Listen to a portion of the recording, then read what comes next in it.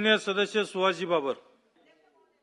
सन्मान्य मंत्री महोदयांना माझी विनंती आहे की भिवघाट येथे द्राक्ष संशोधन केंद्र व्हावं आणि आटपाडी येथे डाळिंब संशोधन केंद्र व्हावं यासाठी मी 1 वर्ष झालं पाठपुरावा करतोय.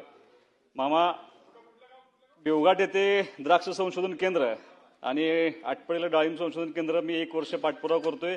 मी आपल्या ऑफिसचा थोडासा कानोसा घेतला. अधिकारी नकारात्मक असं समजतं तर मला तुम्हाला विनंती करायची की मंत्री हा मंत्री असतो, त्याची ताकद दाखवण्याची वेळ मामा आता आली तर तुम्ही करून द्यावा अशी मी या निमित्ताने विनंती करतो. ठिबक सिंचन योजनेमध्ये डबल लॅटरलचा समावेश करावा जेणेकरून शेतकऱ्यांना योग्य प्रमाणात पाणी व औषध पिकांना देता येईल. ठिबक सिंचन, तुषार सिंचन योजनेचे अनुदान वेळेवर पुरेसे उपलब्ध करावे अशी माझी तुम्हाला विनंती आहे. कृषी विभागाचा सुधारित आकृतिबंध तयार करत असताना मतदारसंघात सहाय्यक कृषी अधिकारी, त्यांचे सजा व मंडल कृषी अधिकारी यांची सजा वाढवणे आवश्यक आहे. त्याबाबत प्रस्ताव शासन स्तरावर दाखल केलेला आहे. कृषी यांत्रिकी योजनेसाठी पुरेसा वेळेवर अनुदान उपलब्ध करावे अशी माझी नम्र विनंती आहे. वैयक्तिक शेतावर पॅकवॉश बांधकाम योजनेअंतर्गत मागेल त्याला योजनेचा लाभ मिळावा अशी विनंती करतो. भाऊसाहेब फुंडकर फळबाग लागवड योजनेमध्ये द्राक्ष व ड्रॅगन फ्रूट या फळपिकांचा समावेश करावा अशी माझी विनंती आहे. सांगली जिल्ह्यामध्ये सगळ्या योजनांचे मिळून 39,57,00,000 रुपये अनुदान थकीत आहे, ते अनुदान द्यावं अशी माझी विनंती आहे. पशुसंवर्धन विभागाला माझी विनंती अशी आहे, मी मगाशी ताईंना माझं पत्र दिलंय. पोल्ट्रीला तुम्ही कृषी क्षेत्राचा दर्जा दिलाय ताई, त्या कृषी क्षेत्राचा दर्जा आता त्याचं इम्प्लिमेंटेशन व्हायला पाहिजे. या कृषी क्षेत्राचा दर्जा दिल्यामुळं शेतीप्रमाणे वीज दराचं त्याचं उपलब्ध त्यांना अनुदान द्यावं. धोरणात्मक निर्णय प्रक्रियेमध्ये या समितीमध्ये आमच्या लोकांचा समावेश करावा. उच्च दर्जाची प्रयोगशाळा उभारावी. कच्चा माल साठवण्यासाठी आणि अंडी साठवण्यासाठी कोल्ड स्टोरेजचे त्या ठिकाणी अनुदान उपलब्ध करून द्यावं.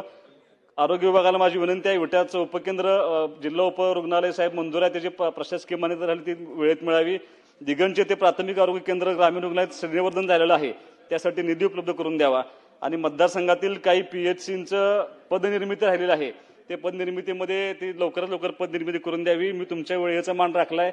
सगळे मंत्री महोदय माझ्या मतदारसंघातील लोकांचा मान राखून ही सगळी कामं मंजूर करतील अशी माझी अपेक्षा आहे. धन्यवाद.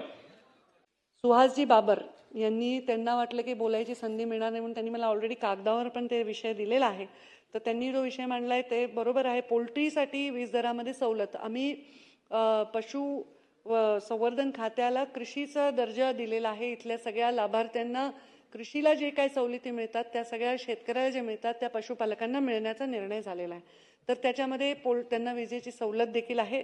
पशुसंवर्धन ला कृषी समकक्ष दर्जा दिला असल्यामुळे हे त्यांना मिळणारच आहे.